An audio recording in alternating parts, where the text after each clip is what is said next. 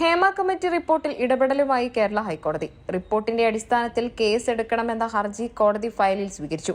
കേസിൽ വനിതാ കമ്മീഷനെ സ്വമേധയാ കക്ഷി ചേർത്ത കോടതി സർക്കാരിനോട് വിശദമായ സത്യവാങ്മൂലം നൽകാനും ആവശ്യപ്പെട്ടിട്ടുണ്ട്. പരാതി പറഞ്ഞ ആളുകളുടെ പേരുകൾ രഹസ്യമാക്കി വെക്കണം. അതേസമയം തന്നെ വേട്ടക്കാർക്കെതിരെ കേസ് എടുക്കേണ്ടതല്ലേ എന്നും കോടതി ചോദിച്ചു. ഹേമ കമ്മിറ്റി റിപ്പോർട്ടിന്റെ പൂർണ്ണരൂപം മുദ്രവെച്ച കവറിൽ കോടതിക്ക് നൽകണമെന്നും ആവശ്യപ്പെട്ടിട്ടുണ്ട്. കേസെടുക്കുന്നതുമായി ബന്ധപ്പെട്ട് സർക്കാരിന് എന്താണ് പറയാനുള്ളതെന്ന് വിശദമായി തന്നെ അറിയിക്കണം.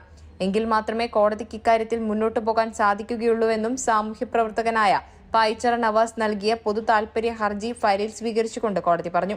കമ്മിറ്റി ചൂണ്ടിക്കാട്ടിയത് ഗുരുതരമായ പ്രശ്നങ്ങളല്ലേ എന്നും മൊഴി തന്നവരുടെ പേരുകൾ സർക്കാരിന്റെ പക്കലുണ്ടോ എന്നും കോടതി ചോദിച്ചു.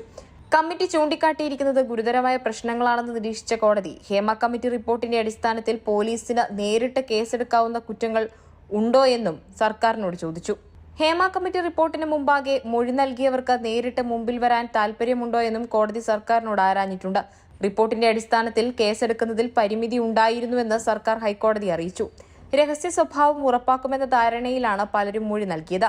അതുകൊണ്ട് തന്നെ ആ ഉറപ്പിന് വിരുദ്ധമായി സ്വമേധയാ കേസെടുക്കാനാകില്ലെന്നും സർക്കാർ കോടതിയെ അറിയിച്ചു. എന്നാൽ കേസെടുക്കണമെന്ന് ആവശ്യപ്പെട്ടുകൊണ്ട് മൊഴി നൽകിയാൽ തീർച്ചയായും നടപടി സ്വീകരിക്കുമെന്നും സർക്കാർ അറിയിച്ചു. അതേസമയം ഹേമ കമ്മിറ്റി റിപ്പോർട്ടിൽ എക്സിക്യൂട്ടീവ് യോഗം ചേർന്നതിന് ശേഷമായിരിക്കും താരസംഘടനയായ അമ്മ നിലപാട് വ്യക്തമാക്കുക. എന്നാൽ എക്സിക്യൂട്ടീവ് യോഗത്തിന്റെ തീയതി ഇനിയും തീരുമാനിച്ചിട്ടില്ല. തുടക്കത്തിൽ ഇത് സർക്കാരിന്റെ മാത്രം കാര്യമാണെന്ന് പറഞ്ഞ് ഒഴിഞ്ഞുമാറാനായിരുന്നു താരസംഘടനാ ഭാരവാഹികൾ ശ്രമിച്ചത്. എന്നാൽ റിപ്പോർട്ട് പഠിച്ചു മാത്രമേ വിശദമായ മറുപടി ഉണ്ടാകൂവെന്ന് അമ്മയുടെ ജനറൽ സെക്രട്ടറിയായ സിദ്ദിഖ് കഴിഞ്ഞ ദിവസം വ്യക്തമാക്കി. സിനിമാ മേഖലയിലെ നല്ലതിനായി സർക്കാർ നടത്തുന്ന ഏത് നീക്കത്തിനും പിന്തുണയുണ്ടാകുമെന്നും അദ്ദേഹം കൂട്ടിച്ചേർത്തു.